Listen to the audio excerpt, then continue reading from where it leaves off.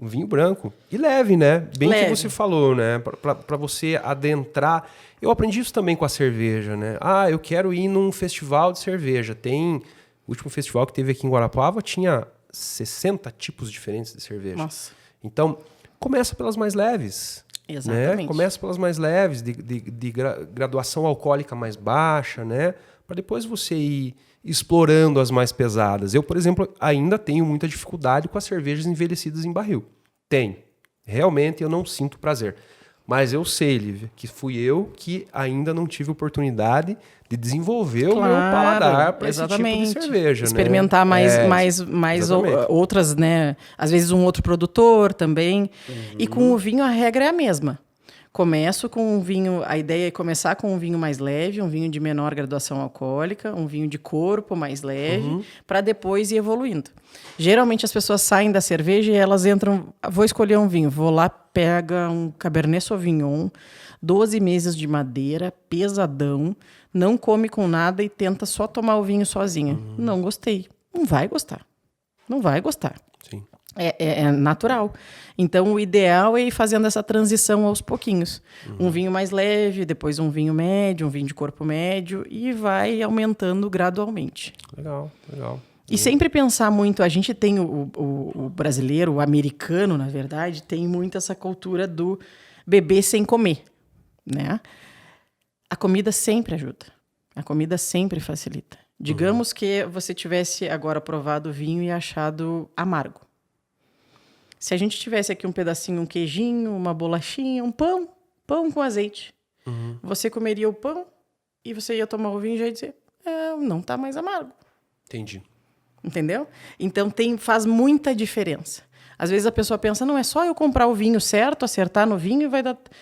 Não, tem que pensar na comida. Porque a comida pode melhorar ou piorar a experiência. Por isso a importância da harmonização correta, né? A harmonização é tudo.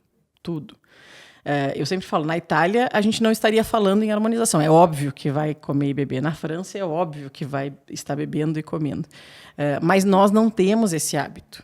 E é uma coisa que aí o brasileiro acha, por exemplo, que ele precisa elaborar... O brasileiro não, o americano em geral, né? Que precisa elaborar todo um jantar. Não, esse vinho aqui, pipoca, filho. Quer sentar ali e assistir a Netflix? Um baldinho de pipoca, tá perfeito. Entendeu? Vai rodar. Entendi. Não precisa toda uma coisa assim tão elaborada, não precisa ser um jantar super assim, pesquisado e tal. Não. Vai no simples que também funciona. As comidas do dia a dia. Um arroz com frango funciona com um vinhozinho assim. Uma tilápia na chapa com um rosé, com um branco, funciona também. Um carreteiro com um merlot, com um cabernet sauvignon, funciona super bem também. Uma carnezinha de porco com uma farofinha, com um sirá, perfeito. Então, não precisa ser uma coisa muito distante. E acho que até isso é uma coisa que a gente sempre busca trazer assim, para facilitar o consumo. Porque se a gente coloca muita regra, muita coisa, o vinho já tem uma série de regras e não tem como mudar isso, né? Mas se a gente começa a ficar dificultando, a pessoa diz, então vou tomar uma cerveja mesmo, que é mais fácil, né? Então não precisa ter toda essa dificuldade. Entendi. Kathleen, quer experimentar o vinho? Acho que tem uma tacinha para você ali também. Pega uma tacinha lá, quero que você experimente também. Vinho bem gostoso. Tem. Lívia, já aproveitando então, enquanto a Kathleen pega a taça lá, eu queria que você falasse um pouco sobre as diferenças das uvas, né? A gente está aqui tomando um vinho branco. Então, que tipo de uva se faz o vinho branco? Eu até estava lendo e achei interessante que não necessariamente o vinho branco se faz de uvas brancas, né? Isso, exatamente. As uvas escuras, não tintas. sei se assim chama, tintas, né? Ao tirar o caroço, ela pode... Ao tirar a casca, isso.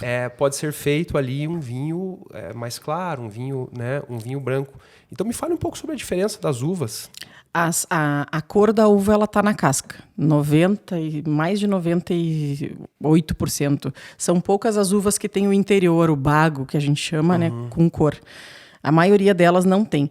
Então, a gente consegue fazer, quando tu tira a casca, tu faz um vinho branco da uva tinta, Quando tu deixa a casca um pouco, por pouco tempo, geralmente por horas, se faz um vinho rosé, porque aí ele vai fazer aquela infusão ali, quando chega na cor, o enólogo para o contato com a casca. E quando é um vinho tinto, aí sim, aí essa fermentação com a casca vai levar mais tempo, porque além da cor, a casca é que vai ter o tanino, os polifenóis, todos esses conservantes também que a uva tem naturalmente, né, que vão passar para o vinho. Então, é na casca que está toda a questão da cor. A gente tem mais de 5.000 tipos de uvas viníferas catalogadas, né? Não todas vinificando, mas são mais de 2.000 tipos vinificando. E Chardonnay é uma uva branca que é famosa no mundo inteiro, muito produzida. Uma outra uva branca também que é bastante conhecida, a Sauvignon Blanc, que faz vinhos mais herbais, mais ácidos, mais frescos. A Riesling também é uma uva branca tradicional da região da Alemanha, do Mosel, que é uma uva que tem mais corpo, porque a gente também tem isso, assim, as pessoas às vezes não tomam vinho branco, porque elas dizem, eu não gosto daquele vinho aguadinho. Eu não gosto da sensação, eu gosto de vinho mais pesado. Experimente um Riesling. Riesling é uma uva branca bem mais encorpada. Semillon é uma uva branca bem mais encorpada. É um vinho que, se você colocar na boca de olhos fechados, vamos dizer assim, você vai dizer, não, estou tomando um tinto. Pelo peso dele, pelo corpo dele. Né? O próprio Chardonnay, a Chardonnay é muito versátil. Aqui ela tem uma passagem breve por madeira. Uma parte dela, 20% só. Mas um Chardonnay que passa bastante tempo em madeira, ele também ganha esse corpo, esse peso do carvalho, e fica um vinho mais encorpado, inclusive vinhos que podem envelhecer aí por algum tempo. Uvas tintas, né?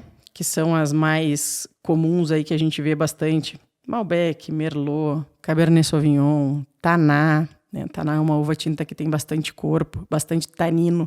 Taná vem de tanino, então ela tem muito tanino. Essa concentração de tanino dá esse peso também. E o que é o tanino? O tanino é um conservante que está não só na uva, mas bastante na uva. Ele dá aquela sensação de adstringência, de secura. O tanino é uma molécula que ele reage com a nossa saliva e ele seca. Então, quando a gente toma aquele vinho que a gente sente uma securinha na boca, é o tanino reagindo. O tanino, ele gosta muito de proteína, de gordura, de carne. Olha a harmonização chegando aí. Porque aí seca ali, dá aquela securinha, se a gente vier com uma carninha, fica perfeito.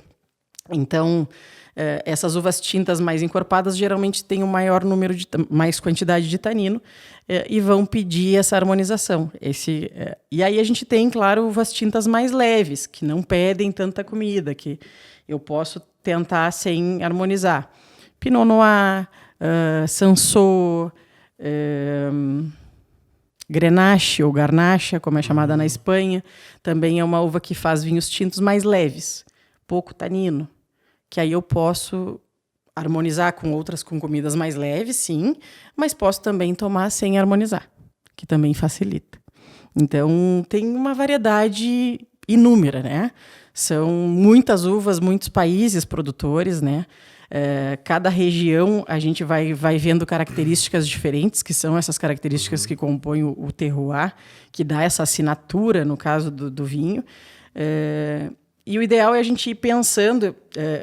Eu sempre trago algumas coisas assim que eu acho que facilitam um pouco. Por exemplo, como é que eu vou saber de onde é mais encorpado, de onde é mais leve, né? Num geral, se a gente pensar naquela região, ela é uma região fria ou é uma região quente? Em que período? No período de colheita da uva. Porque no inverno pode ser frio. No inverno a parreira está em dormência, pode nevar que não tem problema. No verão, quando vai colher a uva, né? Por exemplo, agora, na Europa, eles estão colhendo e a gente colhe aqui no início do ano, né? No verão, em Guarapuava, vamos citar um exemplo. O verão em Guarapuava é quente? Quente, mas não é tanto, né? Sim. De noite sempre tem aquele arzinho fresco, então ele já é médio. Diferente, por exemplo, se a gente for pensar no Napa Valley, nos Estados Unidos. Muito quente, muito seco. Mendoza, na Argentina, muito quente, muito seco. Quando a gente tem muito calor, muita incidência de sol, né? Um clima mais seco, a tendência é que a uva amadureça mais, concentre mais açúcar, e é esse açúcar que vai alimentar as leveduras para depois virar álcool. Então, a tendência aqui, onde eu tenho muito calor, eu vou ter vinho mais alcoólico. Não necessariamente vinhos mais doces, mas vinhos mais alcoólicos. Boa pergunta. Essa é ótima. Vai ter açúcar, né? Aí o enólogo, aquele cara lá que decide, ele diz, se ele deixa a levedura consumir todo esse açúcar e vira álcool, aí eu vou ter muito álcool, ou se ele para, ele tranca a fermentação e eu fico com um pouquinho de açúcar residual, que também é uma coisa que nós, americanos, gostamos bastante. Mesmo que o vinho seja seco, ele tem aquele pouquinho de açúcar residual. É açúcar adicionado? Não é. É esse açúcar que ficou da fermentação. Ele poderia ter virado álcool, mas por algum motivo o enólogo disse, não, para aqui e deixa um pouquinho. Então a gente tem... E isso vai dar o peso, o corpo do vinho, né? Porque álcool vai trazer peso, açúcar vai trazer peso, né? Então, isso tudo, passagem por madeira vai encorpar. Quanto mais corpo eu tenho, mais eu preciso trazer uma comida mais encorpada para harmonizar com esse vinho. Quanto menos corpo eu tenho, mais leve é a comida. Eu estou num lugar onde não é tão frio, não é tão quente, por exemplo, um lugar que seja mais frio, a própria Borgonha na França. Os verões na Borgonha não são tão quentes. Então, eu tenho um vinho que tem menos teor de álcool, tem menos concentração de açúcar. Quando aquele vinho vai me dizer seco lá no contrarótulo, ele é seco mesmo. Né? Ele não vai ter um açúcar sobrando, ele não vai ter um residual sobrando. Climas mais quentes vão trazer mais esse residual de açúcar e o álcool ali vai depender da escolha do enólogo. Obrigado por ter assistido esse corte do podcast Vitão e Companhia. O link para o episódio completo está aqui embaixo, na descrição. Se inscreva no canal e ative o sininho.